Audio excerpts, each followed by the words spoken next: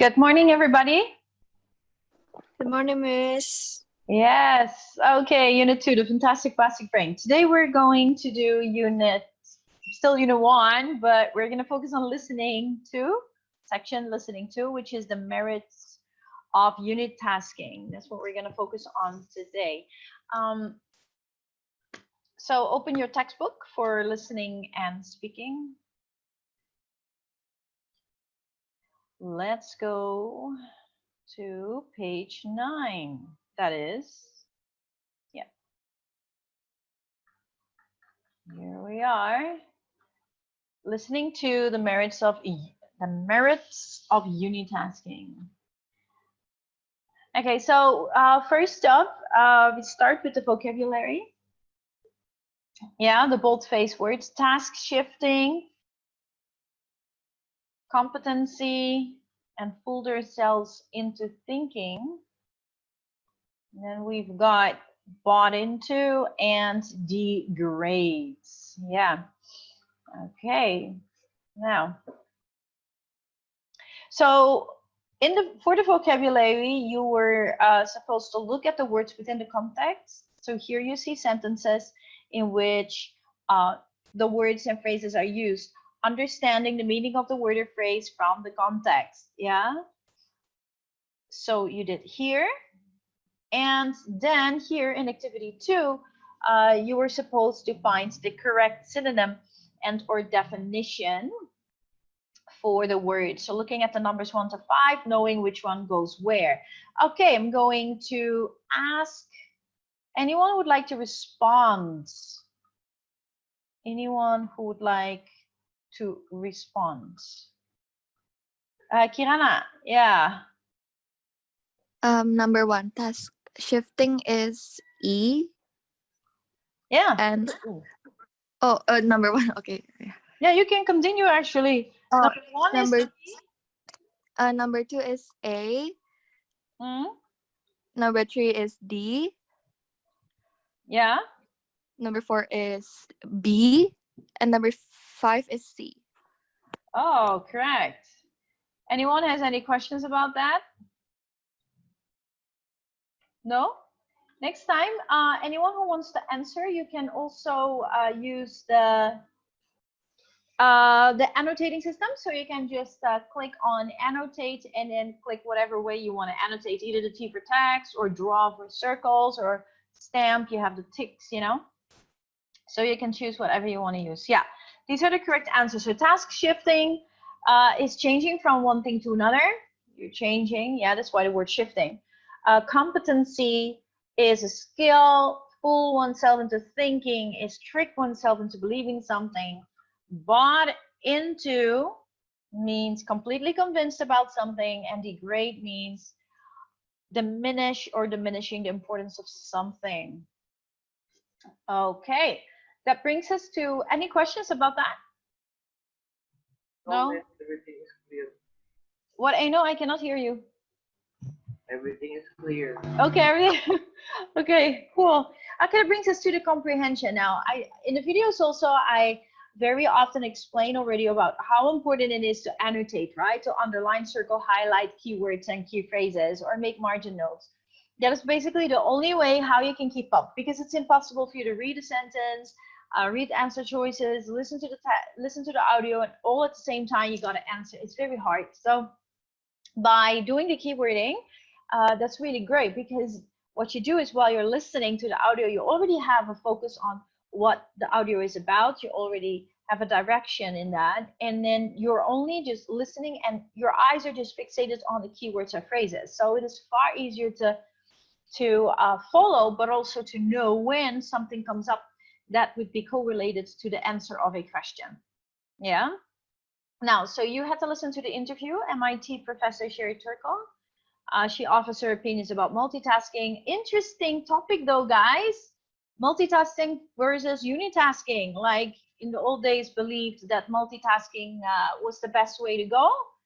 But now, after research, it is believed that unitasking is a far better way of doing things, because they say that even if you multitask, you kind of still do things one at a time. And it therefore decreases the quality of its results. I don't know if you agree with that, but it is interesting. Any of you have to say anything about that? Any of you have to say anything about that? What do you guys think about that? Multitasking versus unitasking?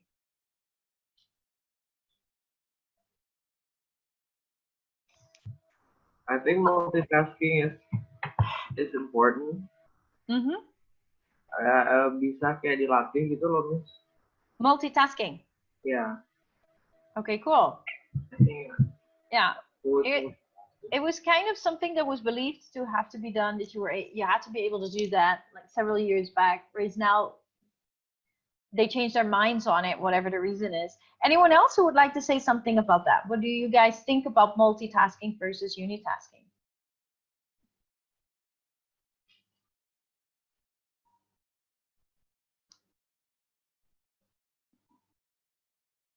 Aline, what do you think, Aline?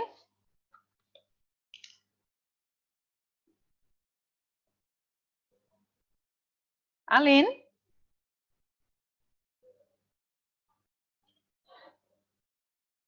Okay, then let me ask Daphne. Daphne, what do you think?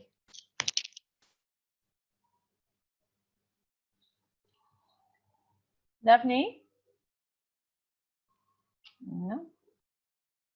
Mom people, where are you? Where are you? Sam Ryan, what do you think about that? I think unit testing is, I don't know, yeah, maybe less efficient, in my opinion. Why do you think it would be less efficient? Efficient, sorry, efficient. I think, in my opinion, multitask can be trained into some certain degree so that it can surpass the uni what? The uni. Yeah, it can pass the other one. Okay, cool. So you believe that it's something that can be trained, can be practiced to become a skill. Okay, thank you. Okay, so what we were supposed to do here is listen to the interview, right? And she offered her opinion. Now, I'd like to hear from someone, what were the three things, the three statements that represent Sherry Turkle's opinion, her point of view? What are the three things out of the 8? What are the three things?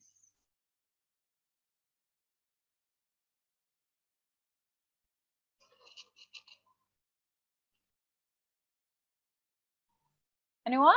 Keisha? Number 6, Miss. Not number 6. Thank you for responding, though. Number 4, Miss. Yeah. Yeah. What else? Number 5. Mm.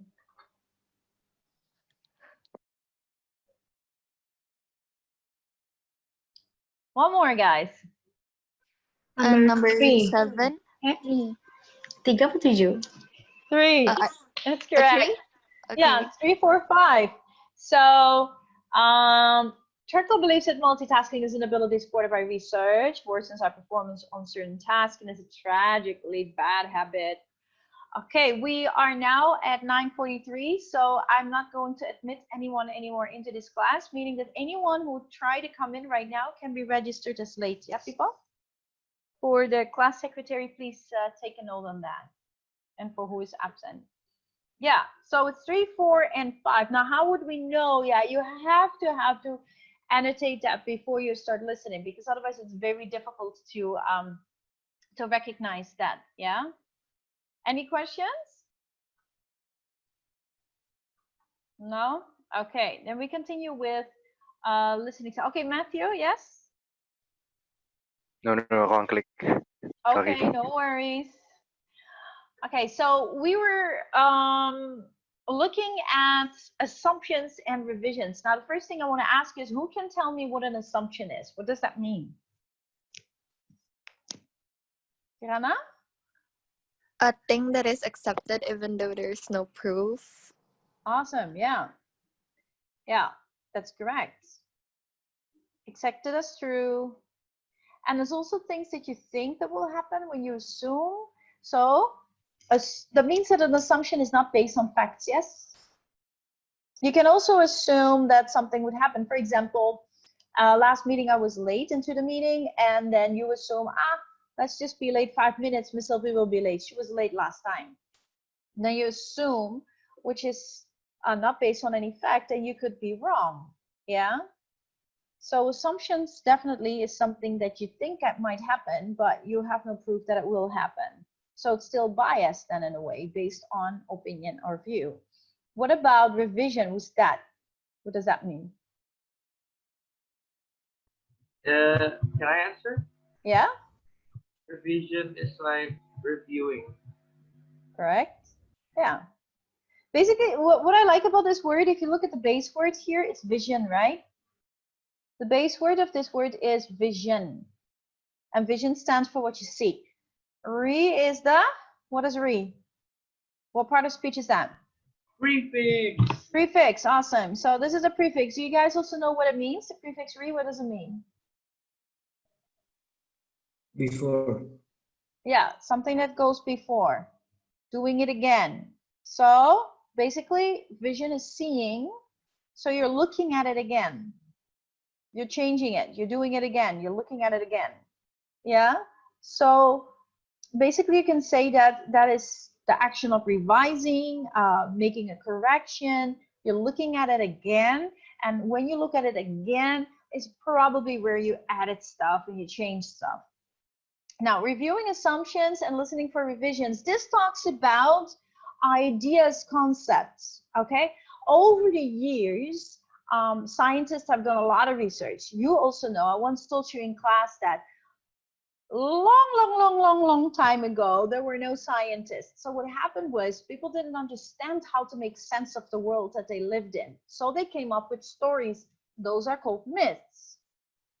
Yeah, a myth, just a story coming out of the blue, making no sense. But for them, for humans at the time, they wanted to have reasons or answers to questions, like, and facts, but there was no research. So that's how they came up with stories to make up ideas or reasons for understanding the world that they lived in. Now, however, we have scientists, right? So we do research. And so let's say 20 years back, researchers came up with ideas on education, came up with facts and hypotheses and theories on healthcare or infrastructure, anything that is regarding this world. Based on those researches, the findings, decisions were made.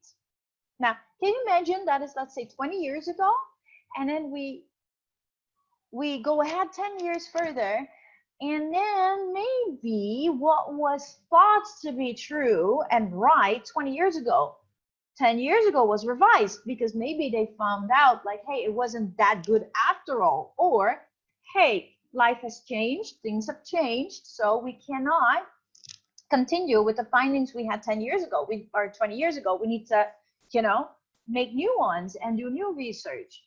This can also be correlated to diseases, for example, in healthcare, how certain bacteria and viruses mutate. Let's say medication that was a vaccine or a medication that was good to handle certain bacteria and viruses 10 years ago might have worked. And now maybe the belief on how to treat that 10 years ago and now is different based on how things have evolved. What I'm saying is that as we are growing and developing, and our whole life and the whole world is developing, and every time we will have new things coming up, yeah, means also that our assumptions need to be revised. The way we think about things has to be changed as well. What worked 20 years ago didn't work 10 years ago. So the decisions that then were made 10 years ago maybe will not even work now. So there is a change, a shift of ideas, a shift of beliefs, and maybe those were based on facts, based on the researches that have been done, and therefore we have to do new research to figure out how things work for now. Basically, it's saying that you can't build upon a research what was done 20 years ago, or 30 or 40 or 50 years ago, since the world is changing. Now, that is what it means. Review the assumption of something being right, the assumption of something being wrong, the assumption of something being effective or not effective. And therefore, we do another research in order to find facts that can support our assumption. So it doesn't stay an assumption, but it becomes a fact. And then it can be applied. Yet even so, that might not stay for years either. Yeah? So while the world is evolving, our beliefs will evolve as well in certain ideas. So here in the second listening, Professor Sherry Turkle debunks, refutes the myth that multitasking, doing several things at once, is a skill that promotes effective performance. Back in the day, they believed that, but now they don't believe that anymore. So there is a revision in assumption, a revision in point of view. She believes that we need to value unitasking, which is the art of doing one thing at a time, over multitasking. She supports her thesis with statements that revise previously held beliefs and assumptions that multitasking was good and the right way. Now, she wants to show that it is not so. See this? So that is what it means with revising assumptions or beliefs. Yeah? Okay. Now, here it gave an example. We believed for so long that multitasking was a 21st century alchemy, that we could make more time by doing all of these things together.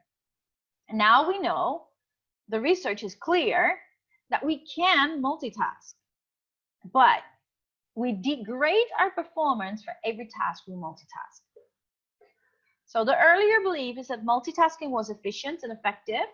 Now, what language do you see in this example does Turkle use to introduce the revised belief? Now you can see here that she uses "and now we know." The phrase "and now we know" shows a shift of belief, shows a revision, shows a change, shows a contrast. Does that make sense? So basically, through an audio, listening to people talk, we should be able to hear that contrast going. Those are like signal words and phrases. Like you hear the signal, you hear, oh, there is a change in belief. Hey, there's a contrast, there's an opposite, there's a shift. That's what we should recognize in an audio. And this is, in this case, an example is "and now we know." And what is the revised belief? As we can see here, is that multitasking is not effective, and in fact, our performance worsens when we multitask. The result of what we're doing is not as good as when we unitask. And certainly, a scientist like this person, Professor Sherry Turkle, would not have made that decision or that statement out of her own ideas. That is based on a research that she has done. Like that. Now, do you guys get the point? Any question? Or maybe something you would like to add? Something I missed? Gak ada. No? No, I would be happy to hear so. How do you see it, or how do you understand it? Okay, so we went to, you listened to excerpt 1. The earlier belief is that people can look like they're multitasking in certain situations. Now, while you were listening to the audio, what language was used to introduce the revised belief?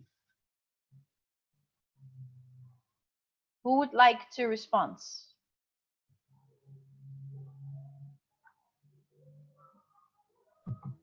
Miss, Yeah?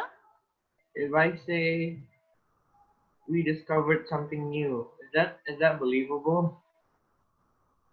Yes, if you say discovered something new. But what is the phrase you really, really heard in this excerpt when you listen to the audio? Did you hear the phrase, Eno, that shows that there is a change of belief?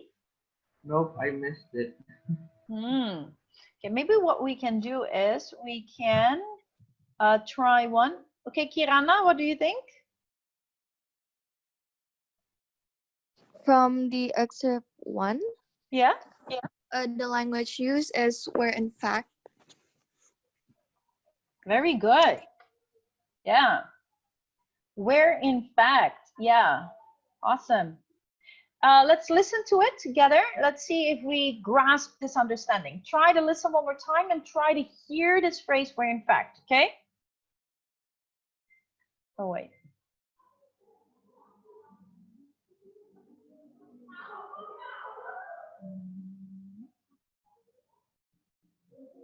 Excerpt 1. Yes, but you can choose to multitask. What I mean is you can choose to do what looks to you like multitasking. Where in fact you're task shifting. Yes. Did you hear that? Miss, can you raise the volume a bit? Yep. I can't hear it. Sorry. Excerpt 1. Yes, but you can choose to multitask. What I mean is you can choose to do what looks to you like multitasking. Where in fact you're task shifting. Yes. Yeah. So you can hear the man say where in fact. He says where in fact, and that really shows this phrase shows the switch, the shift of belief. Now, what is the revised belief? Who can tell me?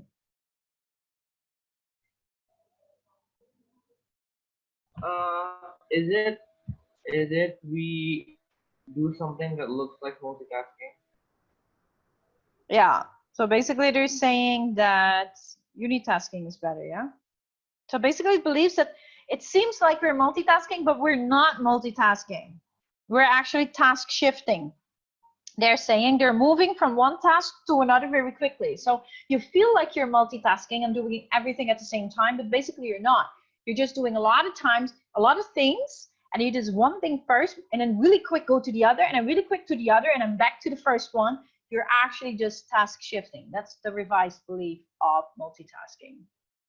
Did you guys get that? What about excerpt 2? Let's listen. Excerpt 2. You can fool yourself into thinking that you're doing something cold that looks to you like multitasking. And what's tricky about this is that the brain rewards you neurochemically when you do this. So that as you do this activity of shifting back and forth and getting your emails as you're writing, as you're doing the presentation, as you're this, as you're that, the kind of mini tragedy here is that you feel you're doing better and better at everything, even as your productivity and competency in everything is degrading. Okay, so here there are 3 blanks, so 3 phrases that show, that introduce the revised belief. Who would like to try the first one? Maybe I can call for someone. Matthew, can you give me the first one? What is the first one we heard? Matthew? Yes. What is the first one you heard? Maybe when she said what's tricky about this. Yeah, that's a good one. That's actually the second one she mentioned. Yeah, that's a good one. Okay, let me put that in.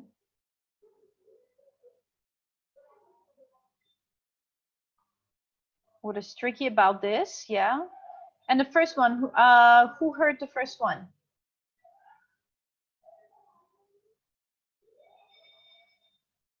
Kanaya, did you hear the first one?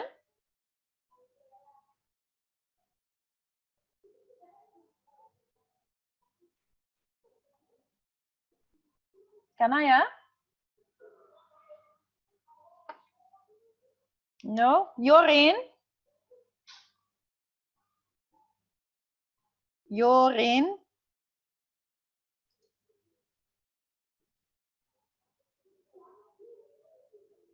No. Interesting. Where is everybody, eh? What about Timothy? Can you answer what you heard first? Um,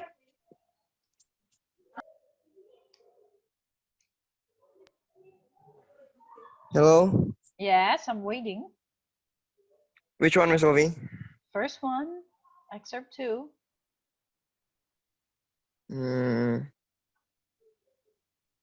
I don't know.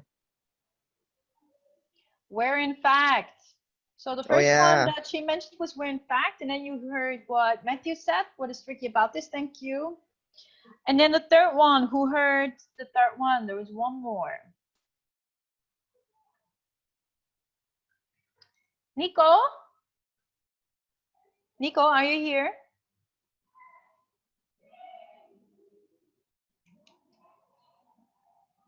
People, why are you not responding? Aline?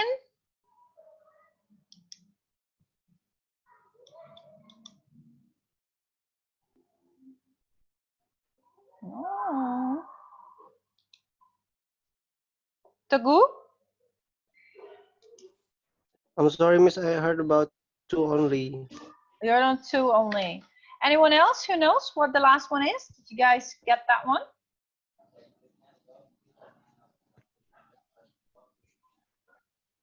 Yung tragedy itu kan. Awesome, very good. Yeah, Keisha, thank you. The mini tragedy, that's what it says. So, oh, wait a second, I wrote something down wrong. I'm very sorry. This is wrong.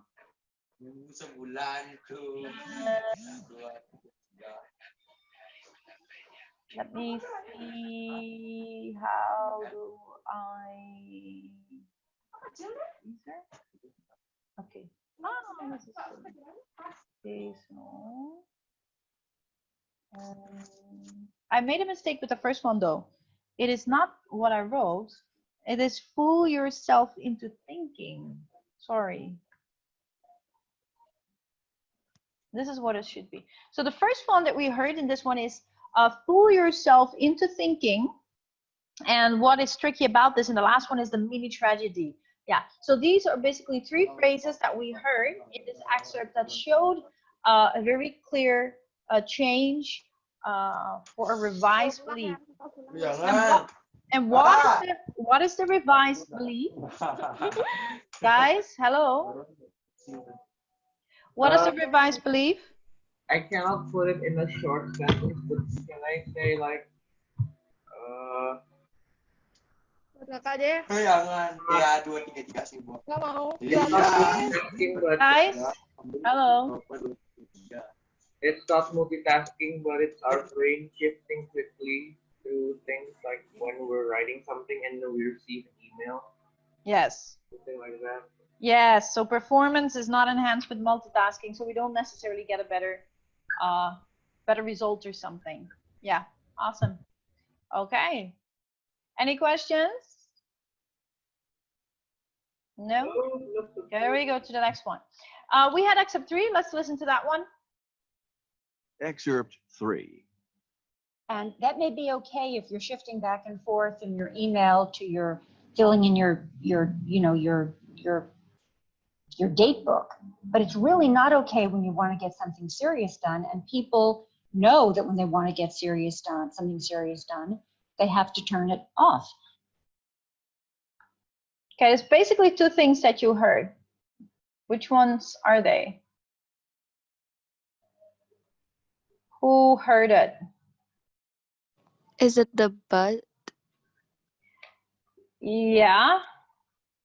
I only heard one. Yeah. The first one she said was that may be okay if, or the but one that you said.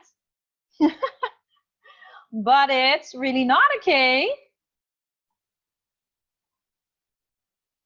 Not okay when. ... Yeah, so you heard that may be okay if blah, blah, blah, blah. And then she continued and said, but, that's what you pointed out, Kirana. But it is really not okay when.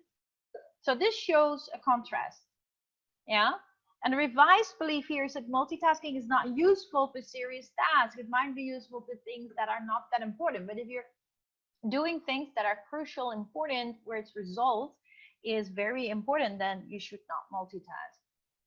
That's basically what they refer to. And that makes sense.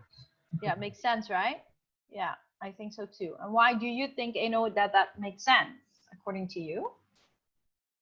Yeah, because if we're doing something important and then it needs our 100% focus. Yeah, correct. so we do it correctly. Awesome. Okay, that brings us to the step of organizing, basically connecting the listening. So the audio of listening 1 and the audio of listening 2. This is the part where we're learning to analyze and come up with multiple sources. I already told you before about what synthesizing is. Synthesizing is, right, that you use multiple sources. So you basically do a research, you brainstorm, you do a research, you get a lot of information from different sources, websites, books, journals, maybe even through other research like interviews or surveys that you do. All that information that is like from different sources all gathered together, and then by you create it into something new. Okay, you can never ever take a source and information from a source, copy paste it, and just, follow someone else's work. So you know that already. Any source that you get, you paraphrase it, you take information from it and paraphrase to create a new work. And that could be an essay, a journal, a report, it could be a summary. And in speaking, it could be a presentation or a speech or an interview or whatsoever. Yeah, so in connecting the listening, and that's the same as in connecting the readings, what we're basically doing in step 1 in organizing is gathering the information of both audios of both listening sections. And then in step 2, when we synthesize, we're creating something new with the information that we have gathered. So here it says both speakers, Dr. Deutsch and Dr. Turkov, focus on brain functioning, yet each addresses the topic from a slightly different perspective. Yeah, so imagine that you have interviewed both these people for a variety of tips for effective brain functioning. Now, your notes are a mess, you can't remember who said what. So you kick your frontal lobe into action and use your best analytical and problem solving skills to figure out who said what. So what you're going to do is you're going to write, you should have written the appropriate tip in the speech bubble above the appropriate photo. So we've got our 6 points here, and in the speech bubble, I'd like to know, what is it what this man said and what is it what this woman said? That is basically gathering our information. Now, I'm going to ask Enric. Enric, are you here?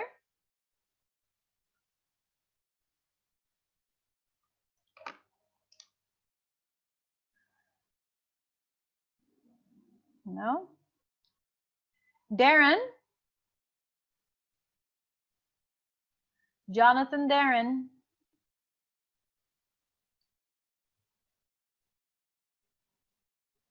Geraldi?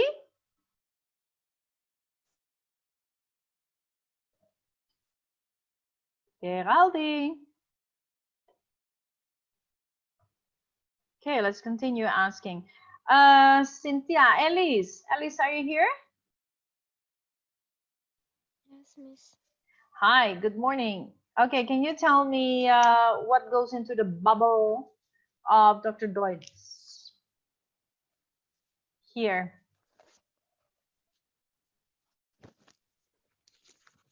You can look at the former page, right? So it's just taken from these points here.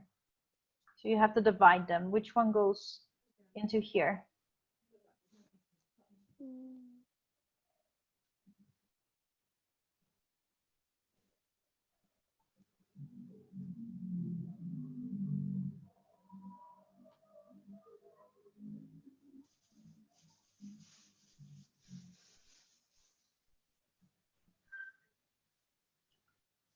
Elise, did you watch the video?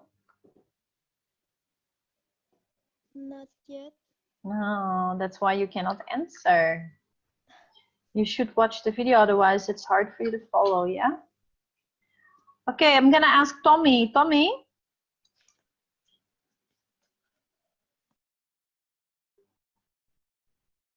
Tommy?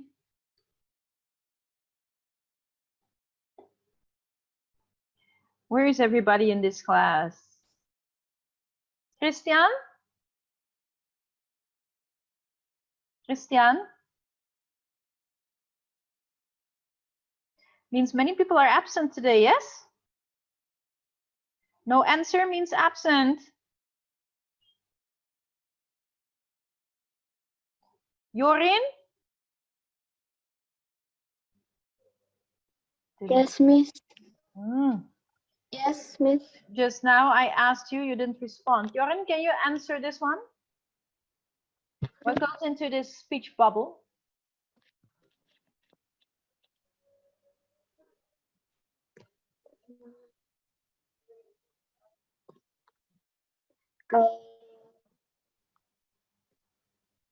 Face a wall when working. Face a wall when working goes here. Goes here. That's what she said. Yeah, that's what she said. What he said was take a different route for school or work at least 2 times a week. That's what he said. Okay. Thank you, Jorin. Yeah. Grady, would you like to answer? Grady, Ya, apa Miss? can you tell me what goes into the speech bubble? The first one is take a different route to school or work. Gimana Miss? What I was Pelan-pelan ya Miss. Soalnya sinyal saya agak putus-putus. Yeah. So just look at the screen. What goes in here?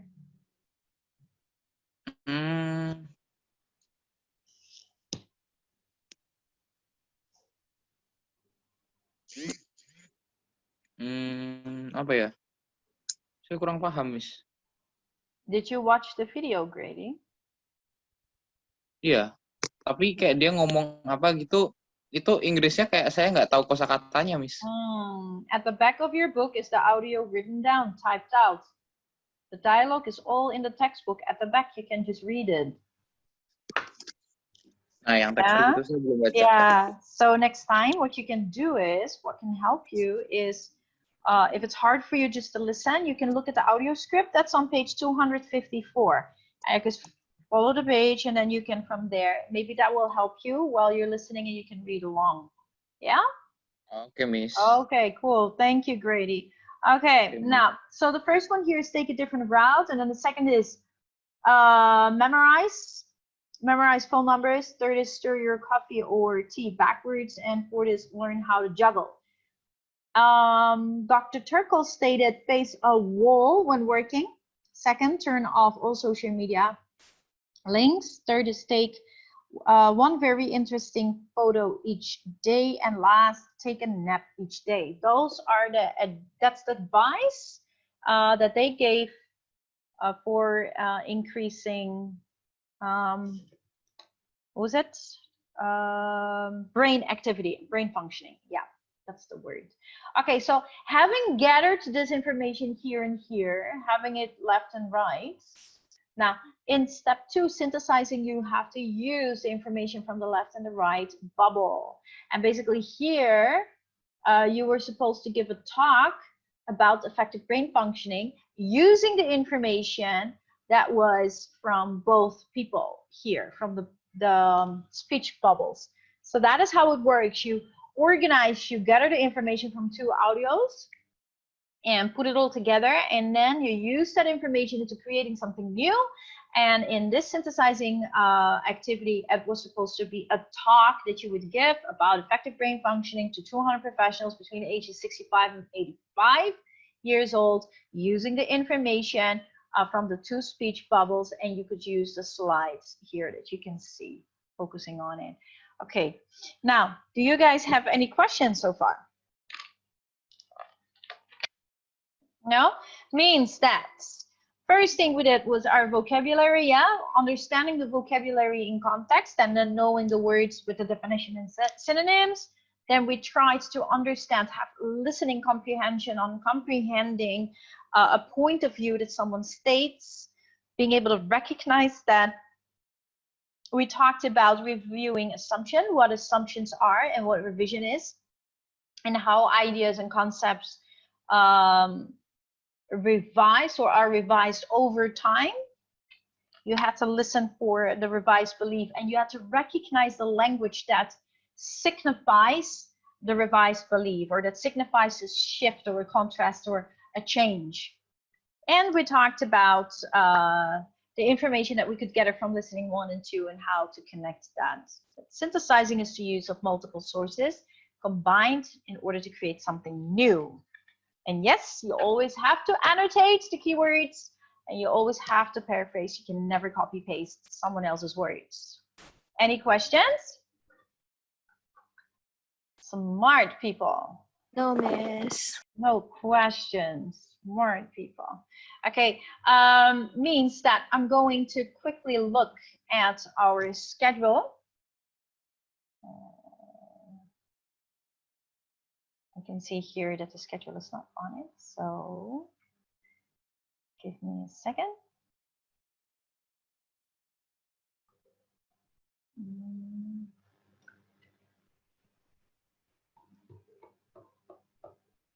Okay.